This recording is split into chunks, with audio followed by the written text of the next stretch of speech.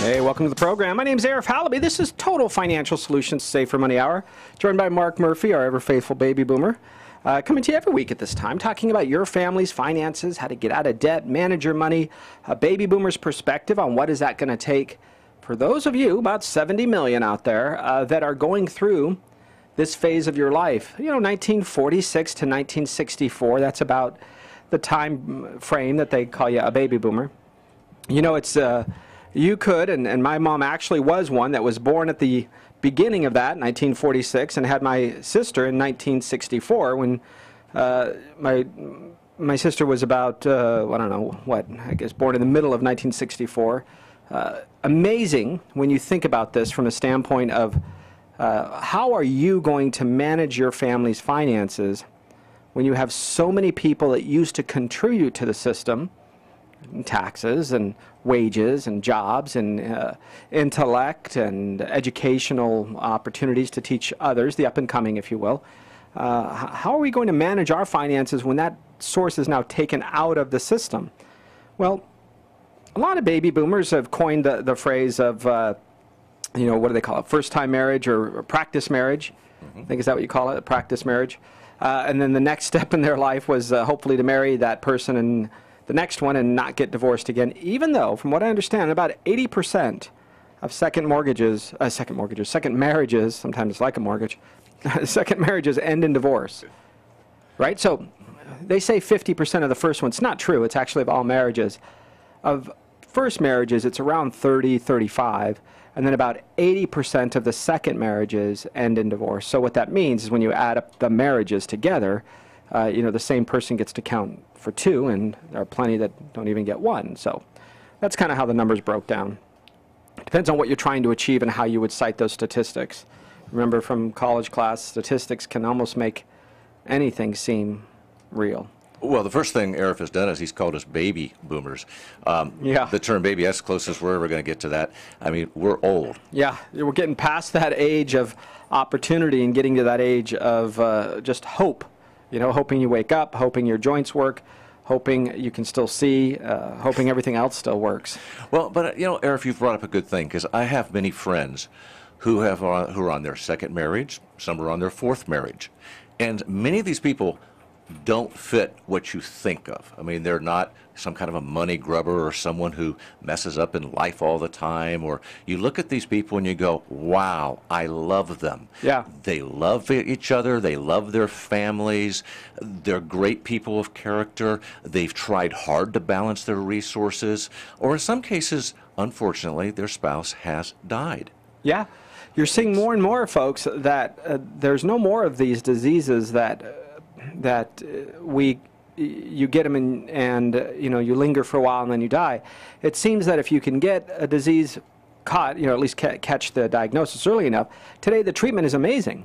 And yet, as we saw just recently, one of the first female astronauts from the United States, Sally Ride, passed away. And that was at 61 years old, definitely a baby boomer, and somebody who, you know, really put women on the map when it came to science and engineering and mathematics, and maybe second to Madame Curie, I don't know, but somebody who made a difference.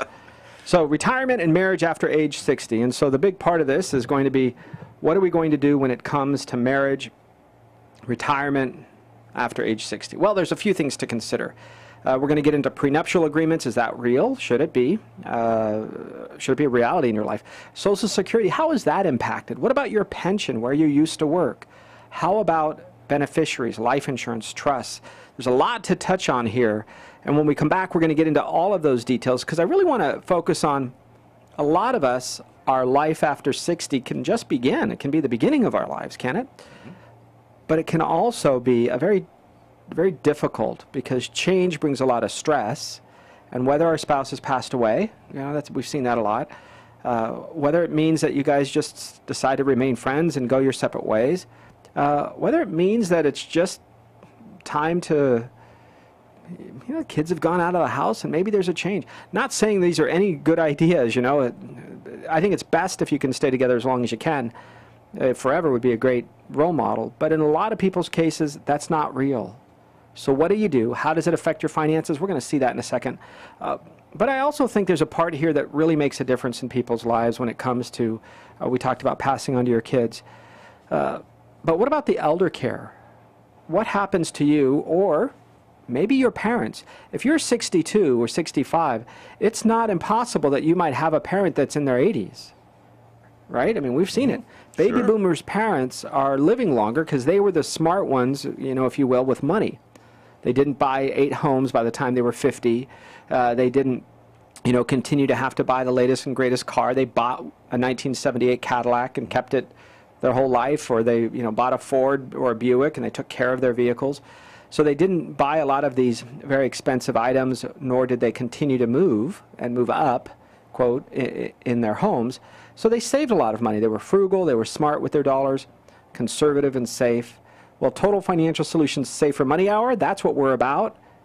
Isn't that interesting that that's what a lot of our baby boomers' parents did, and a lot of our baby boomers really want to be, and that is safer and smarter with their money. When we come back, we're going to get into those details. Thanks for listening. I'm Arif Halaby, along with Mark Murphy on Total Financial Solutions Safer Money Hour on AM 1220 KHTS. Rancho Camulos, Ventura County's first historical landmark, was a Mexican land grant awarded in 1839. History lives on at the 13-acre museum of Rancho Camulos. Take a tour highlighting the rancho's operation under 3 generations of the Del Valles. Visit the birthplace of Ventura County's first working winery and learn about the mysterious history of Helen Hunt Jackson's Ramona. Visit ranchocamulos.org or call 805-521-1501 for information on tours, museum hours, and special events. Located off the 126 in Piru, Rancho Camulos, where hospitality calls home.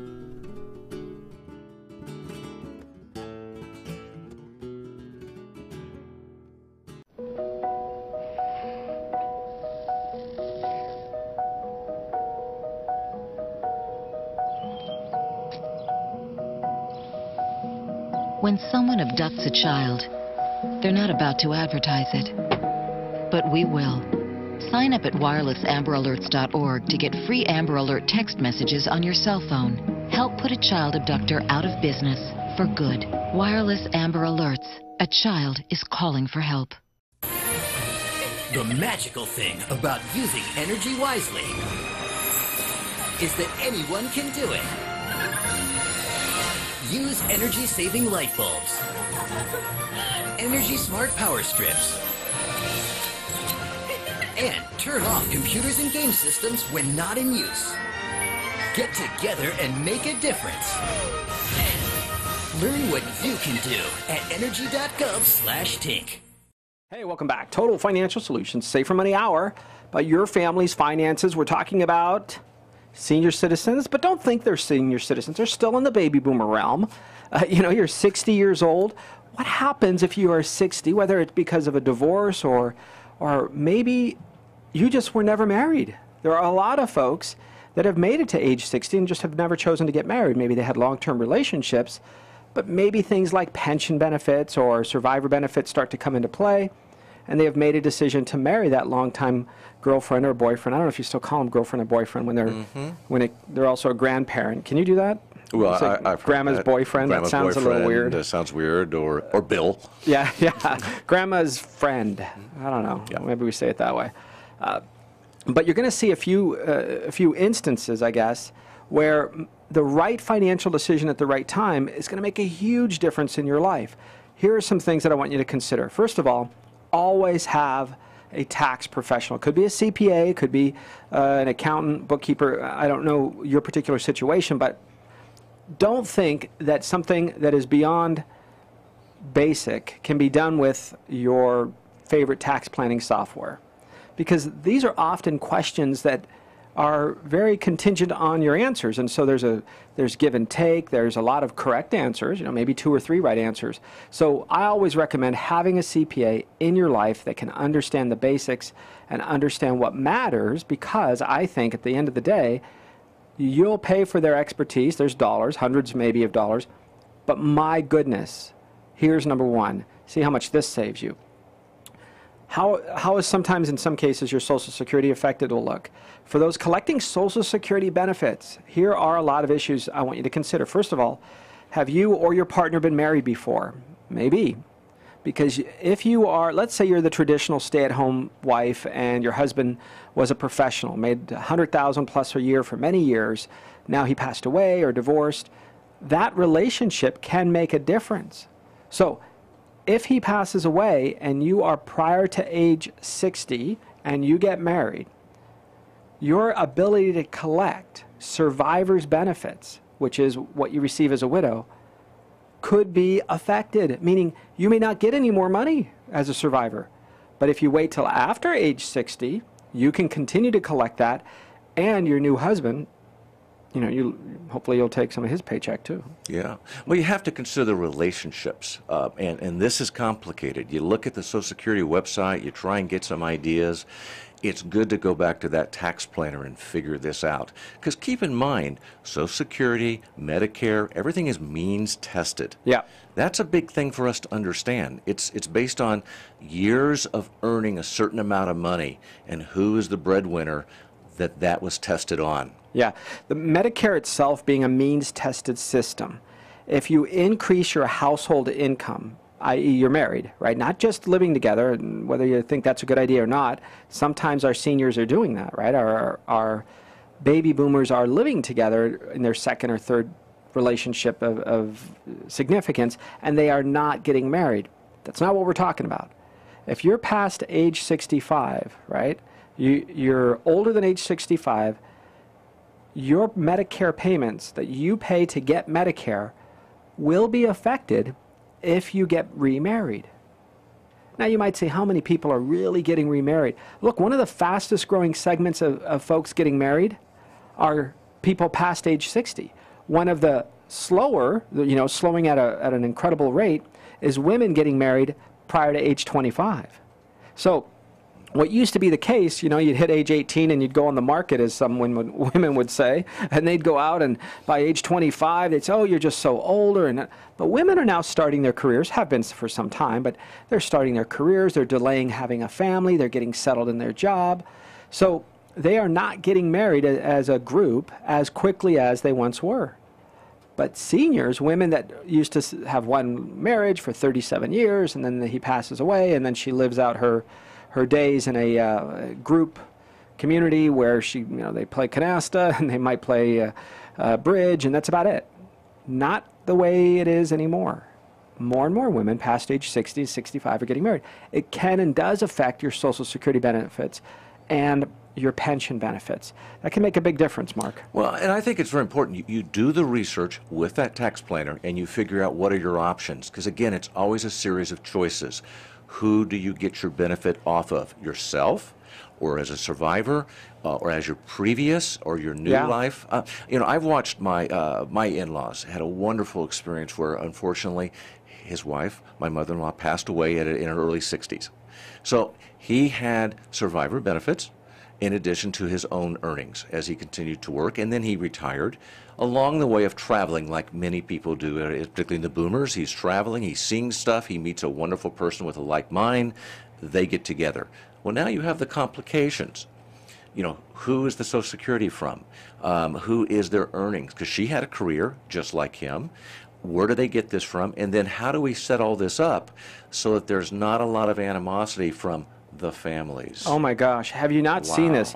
Even my grandmother, when she outlived my grandfather, and then years later met another gentleman and got married. I may have even had kids at the time, but so my uncles didn't like one bit that my grandmother was getting married, even though she'd been married for over 30-something years. Even though she was alone for many years, and they weren't over her home every single day, so there's certainly a level of loneliness that kicks in.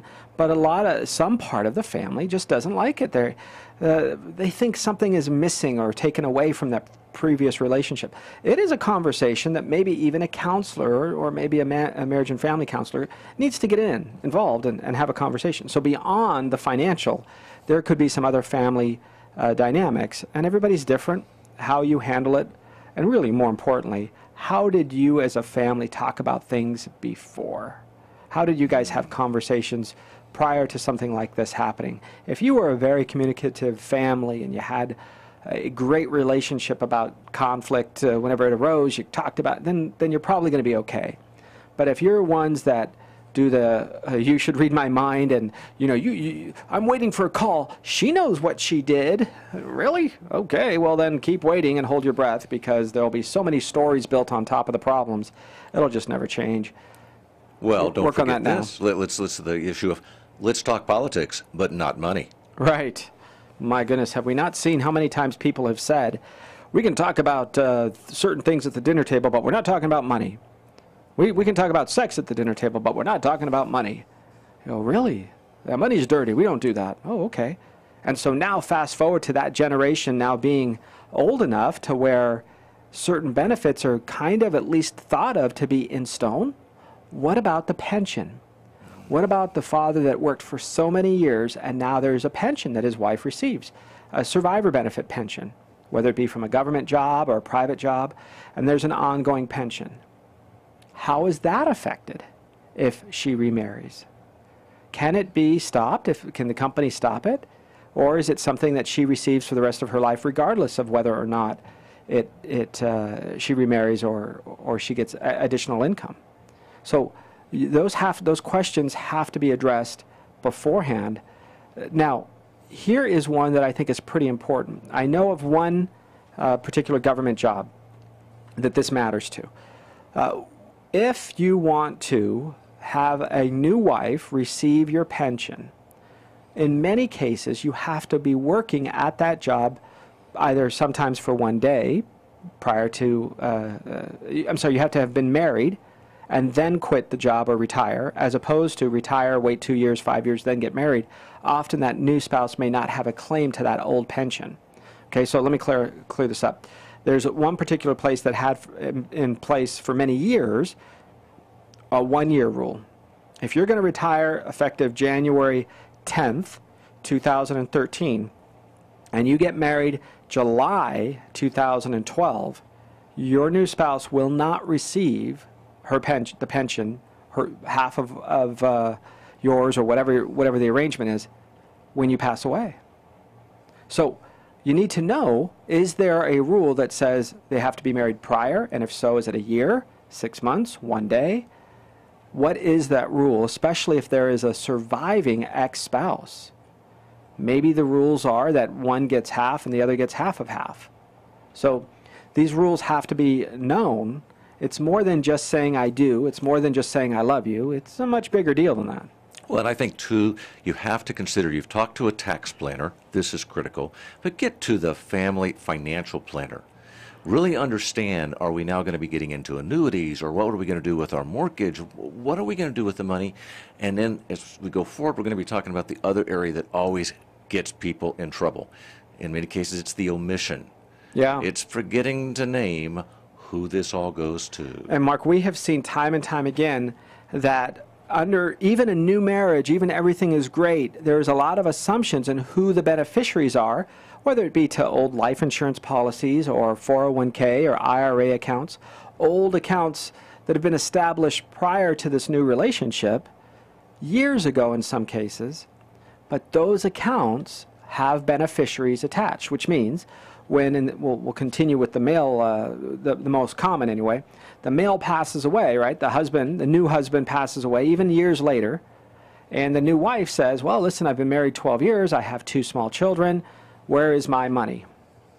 And the insurance guy says, well, the beneficiary that he established in this account 26 years ago, before even knowing your name, is still the ex-wife, is still his parents, is still, right? It can be all sorts of people other than you. So if you are a new spouse in a new relationship, it is more than just a conversation on the way to or from the movies. It has to be a time when you sit down and go piece by piece, what is it that he in fact wants you to have? Because maybe there's something for his ex-wife that he promised or is court obligated to have her as beneficiary.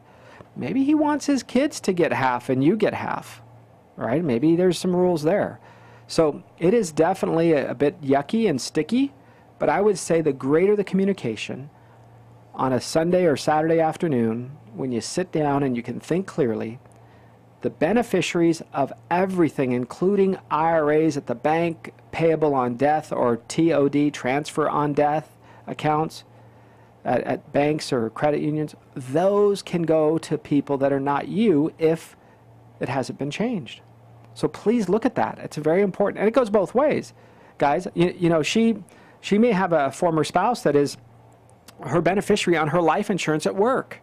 She gets this. We had a client today, I don't know, 6 times her income or something at work.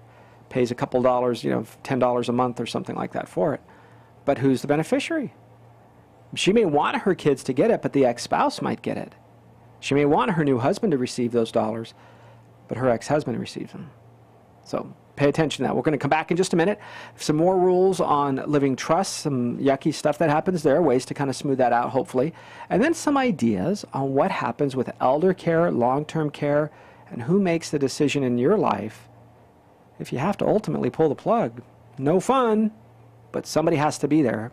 Who's that person going to be? When we come back. I'm Arif Halaby on Total Financial Solutions, Safer Money Hour on AM 1220 KHTS. What the heck is this thing? Back fat. Someone must have lost it eating a smaller sized popcorn. Give me that.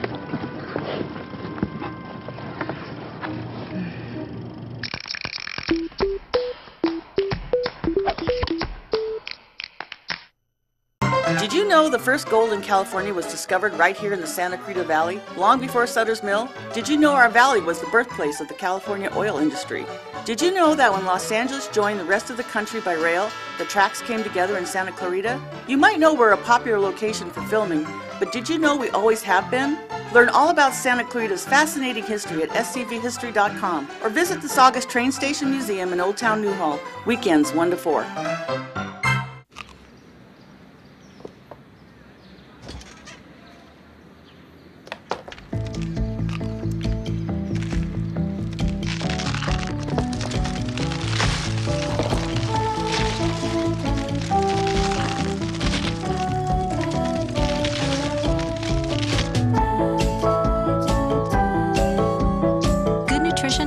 Great things. Find out how a healthy lifestyle can help your child succeed.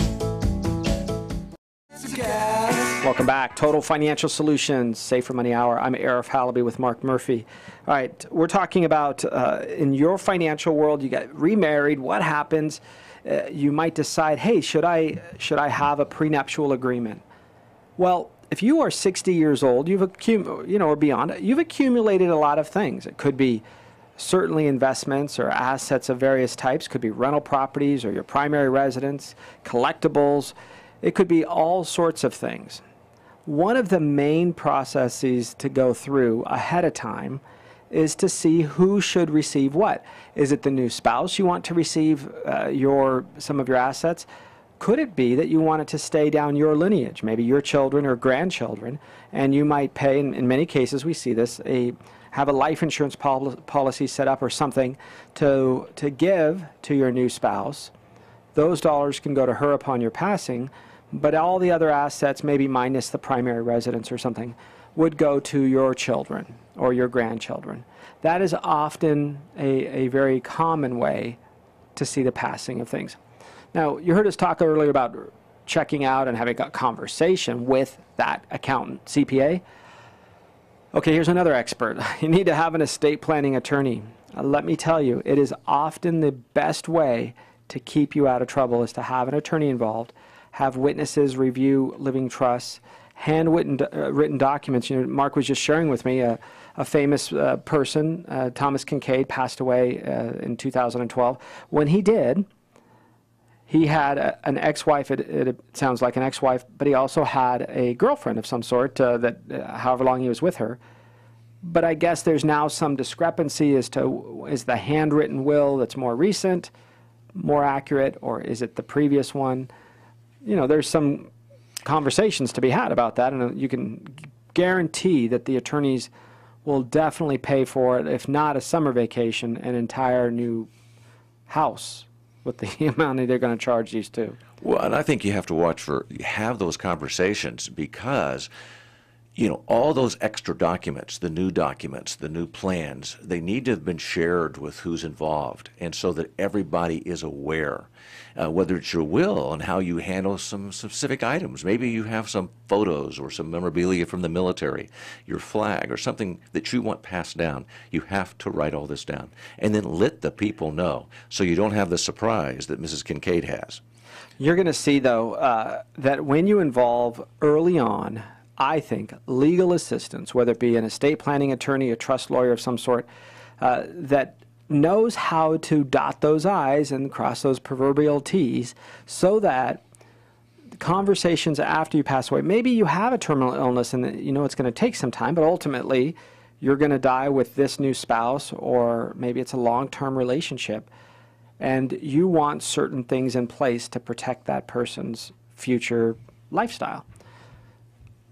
You can do it ahead of time with a prenuptial agreement prior to getting married, where you have certain things and that protects your children, and or maybe she has certain things and wants them to go to her sister or nephews or her kids.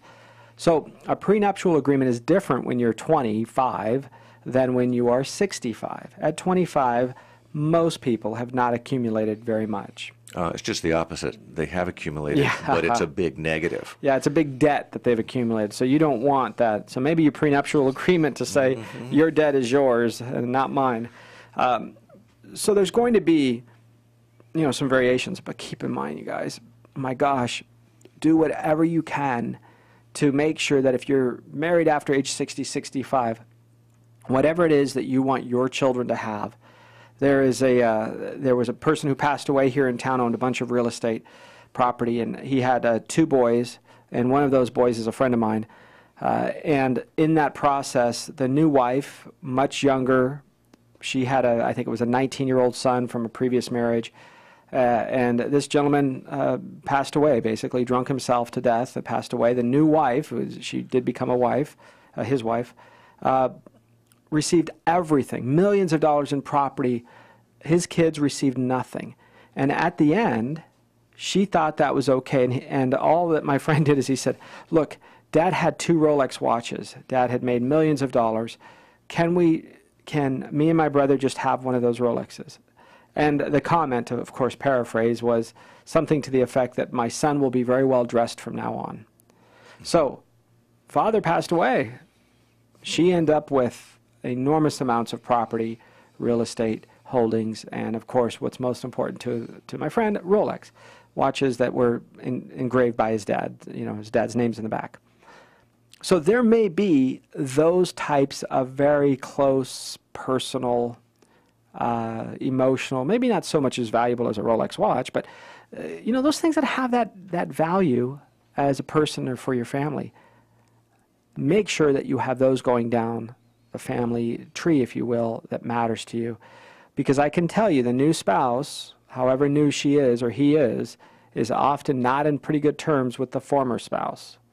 They often don't talk, and whatever you think your kids, or in this case, your ex-spouse's children, why would she give her stuff, this is her thought, to somebody else's kids? Because you're dead, you're gone.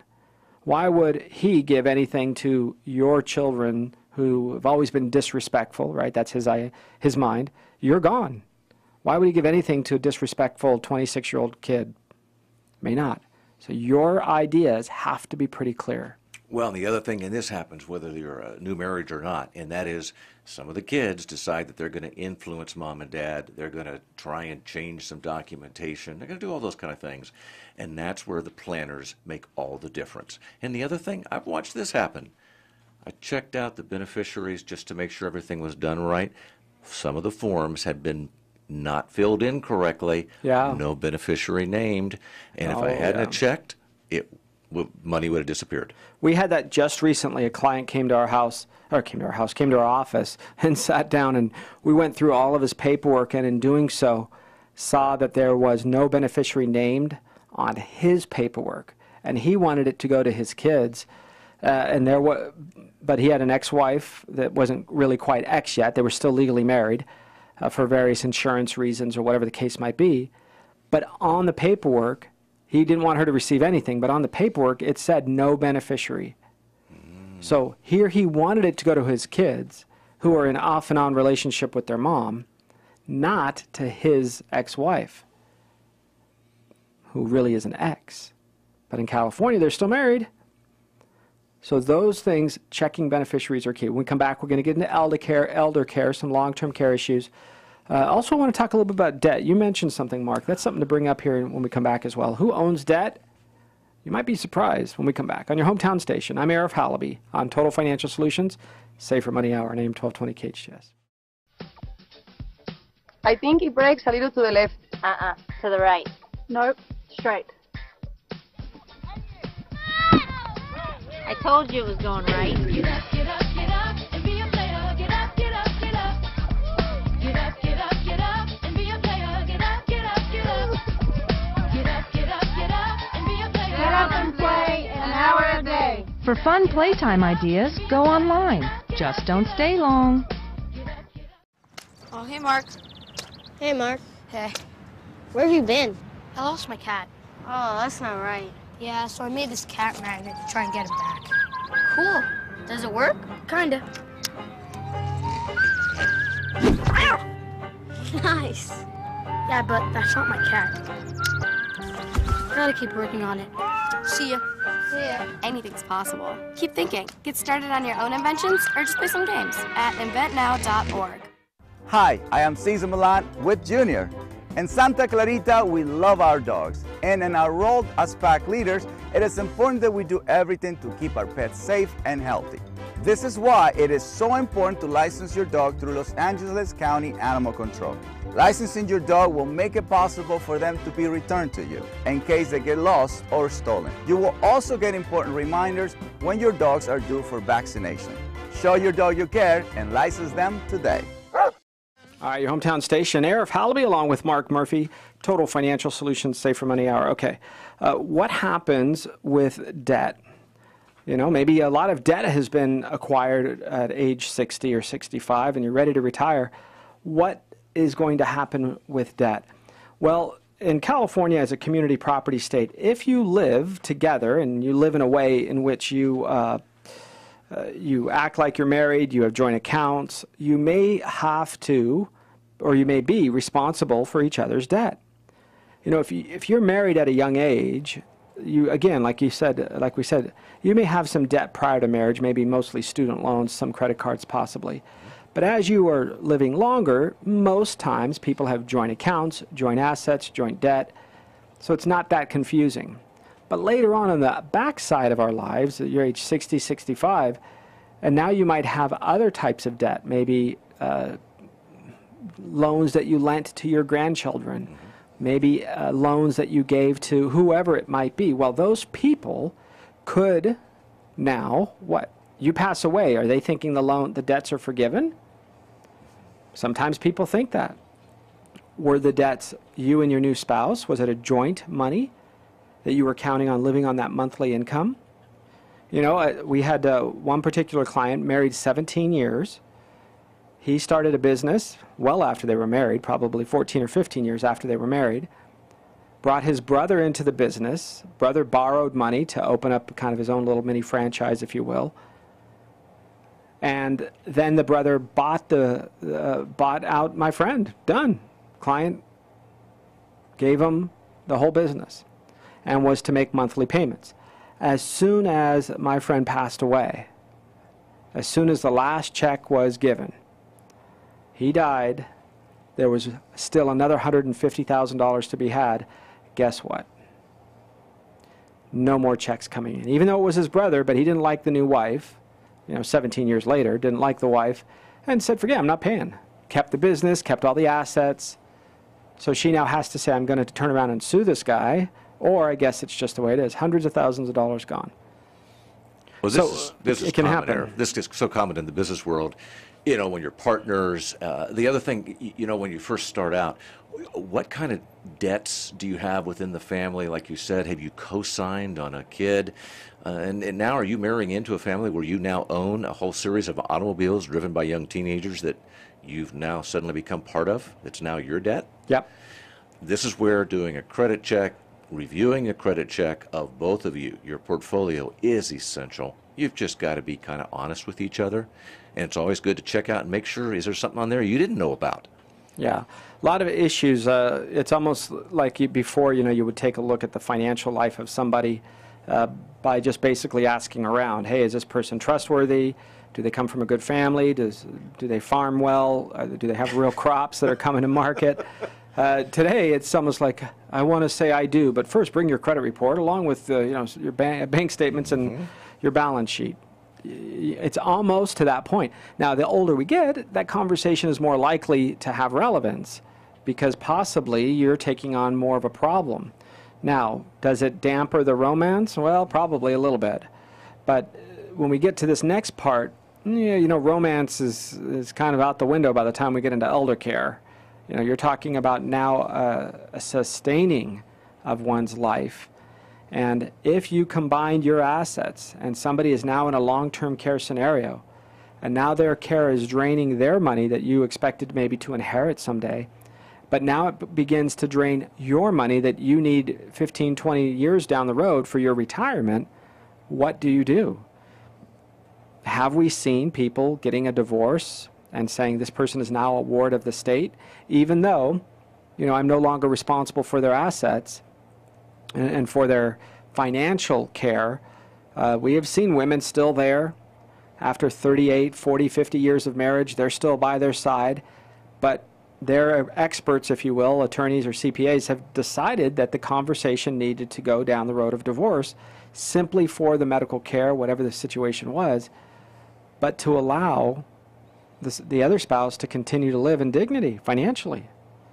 What a horrible system, right? That takes what we supposedly treasure the most, which is a long-term, dedicated, monogamous, solid relationship, and force it to separate, which in turn bankrupts people, whether it be because of estate tax law or the final living conditions that people find themselves in medically or financially.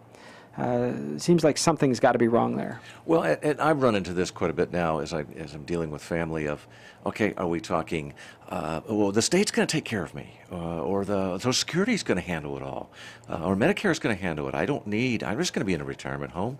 I don't need any kind of insurance or long-term care. I don't need any kind of document. It's going to be fine. Well, we have seen that often men that that are alive want their surviving spouse to be taken care of for the rest of her life in many cases. But if there are assets left that he has worked hard for prior to even knowing her, he wants them to go to his side of the family, whether it be charity or churches, and nothing to her kids, right? Or maybe $5,000 to that son or that daughter or whoever. But he doesn't want all of his assets to go to her side of the family, but he wants her to be taken care of. So how does he do that? There are actual trusts called a Q-tip, just like what you'd put in your ear, a Q-tip trust. You talk to your attorney, see if it's right for you, but what it does, it allows you to take care of that surviving spouse as long as she's alive, could be decades. But whatever's left when she passes away, in turn goes where? It goes to wherever he wanted it to go to years earlier. Could be his kids again, could be his charity, could be wherever he wants it to go. But he can fulfill his desire to take care of that surviving spouse. We have seen that happen. Where her kids, you know, they were nice people, they came over once in a while, but that's not his primary financial concern. So there are trusts that exist. When we come back, we're going to get into some more details here. On your financial life, really the key is understanding that is there marriage, is there life after bankruptcy, is there life after age 60, is there life after, you know, kids leaving baby boomers? Yes, there is. All of those things can happen when we're seniors. But at age 60, getting remarried can cause even a greater impact than all those things put together if you're not careful. We'll cover it when we come back on your hometown station. Total Financial Solutions, Safer Money Hour. I'm Arif Halaby on AM 1220 KHTS. They come back to parades, high school bands, and celebrations. We welcome them with open arms as heroes. Their tours of duty are behind them. Their challenges are not. Many will spend longer coming back from the war than they spent in the war, retraining, searching for jobs, recovering from scars, some visible, some not. Find out what you can do to help at welcomebackveterans.org. Escape reality at the Ivy Day Spa in Valencia. Relax your mind in our tranquil solarium. Unwind during your VIP massage. Rejuvenate with advanced diamond tip microdermabrasion or choose from a variety of facial treatments. For a unique spa experience, visit the grotto where you'll enjoy a full body exfoliating scrub in an exotic setting. Schedule your escape today and receive a 50% discount on a VIP grotto experience with your next full service treatment at the Ivy Day Spa in Valencia. Hi, I'm John Dean with Dean Safe Company. For the last 4 decades, the first 10 people I talk to every morning have just been robbed or burglarized. I'm here to help. We have the largest selection of safes on the West Coast. We carry gun safes, pistol safes, burglary safes, fire safes, safes of all types designed for home and office. We will help you protect your valuables from fire and theft. We offer professional, discreet delivery. See it all on our website or give us a call, deansafe.com. Hey, welcome back. Total Financial Solutions, Safer Money Hour. I'm Arif Halaby along with Mark Murphy. All right, your family's finances, what are you going to do if you get married after age 60? Okay, here's a checklist. Hopefully you at least have a pen handy and a piece of paper, or maybe your child's wearing a white T-shirt. You can just turn them around or something and jot some quick notes. Ready? Here it is. If you are going to be married after age 60, or let's say your parents, because we have seen this time and time again, where a father or mother passed away, and of course, everybody's surrounding that surviving parent and very concerned. And then after a while, we all go back on with our lives, right? Everybody continues, and you're going to check on mom now and again and see how things are going, but overall, you've kind of moved on. If you are expecting an inheritance, or maybe you're expecting to have to help pay for mom or dad in their senior or beyond years, you're going to want to do a couple of things. One of those is to make sure that what you're doing and what they're going to do financially protects your income and wealth, but also theirs, right? Because if they don't manage their money properly, are you just going to let them sit on the curb? Of course not. You're going to dip into your own family's finances, which could affect whether your kids go to college, what kind of debt you and your spouse accumulate, or whether or not you need to move to a smaller home or less expensive neighborhood, all of those things. So making sure your mom or dad manage their money in the second half of their life, it's very important. Okay, so we talked about Social Security. Mark, there's some issues there. Right, and don't forget, you need to check who the surviving spouse, how long, where did you earn your money, what's the means benefit side. So in other words, how is your benefit calculated based on your life, their life, someone else's life? Get advice. Yeah, a lot of Social Security offices offer somebody who you can go in, sit down and talk with them. And there's only been one instance at the local office that I've heard of a bad relationship or a bad experience. Oh, and I've had just number of very good experiences. Yeah, that's what is normal. Great counseling. Good advice, good people, kind of guide you through, and they're not going to tell you what to do. They're not your attorney or your financial advisor, but they are going to give you some great pointers and at least explain to you so you can make the best decision. So I've heard of some great folks here at the local office. All right, second, check your beneficiaries.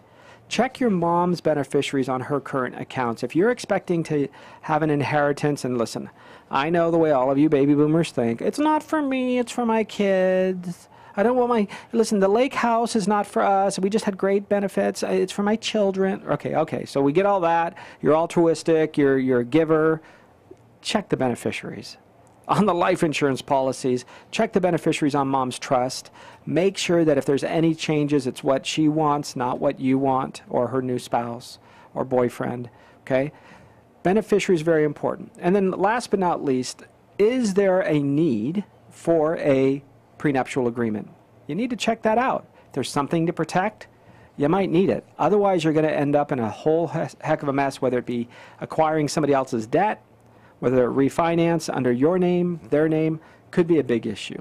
Any questions, you can always go to tfswealth.com, that's tfswealth.com, or go to hometownstation.com and click on Total Financial Solutions. Thanks for listening.